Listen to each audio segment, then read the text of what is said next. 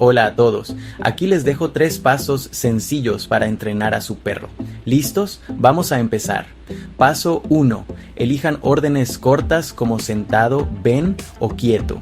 Usen siempre la misma palabra para cada acción. La consistencia es clave. Paso 2. Usen premios y recompensas. Cada vez que su perro obedezca, denle un premio o mucho cariño. Esto refuerza el buen comportamiento.